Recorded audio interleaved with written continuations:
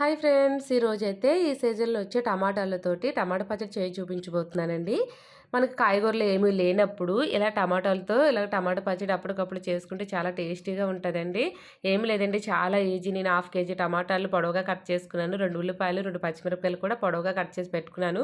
ఇప్పుడు ఒక కడాయిలోని ఆయిల్ వేసుకొని ఆయిల్ వేడెక్కిన తర్వాత అందులో ఆవాలు, జీలకర్ర, మినపప్పు, శనగపప్పు, కరివేపాకు, ఒక ఎండుమిర్చి, ఒక 10 వెల్లుల్లి రెబ్బలను వేసుకున్నాను. అవి వేగిన తర్వాత ఉల్లిపాయలు, పచ్చిమిరపకాయలు కూడా వేయించుకున్నాను.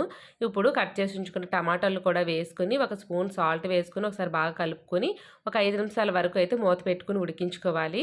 టమాటాలన్నీ మెత్తగా ఉడికిన తర్వాత ఇందులో పావు టీ స్పూన్ పసుపు, అర టీ స్పూన్ కారం వేసి ఒకసారి బాగా కలిపి ఒక 100 ml వాటర్ అయితే వేసుకొని మరొక 5 నిమిషాలు మూత పెట్టుకొని ఉడికించుకుంటే అంతేనండి. అప్పటికప్పుడు ఈజీగా టమాటా పచ్చడి టేస్టీగా రెడీ అయిపోతుంది. ఈ పచ్చడి రైస్‌లోకి, రోటీలో కూడా చాలా బాగుంటుంది.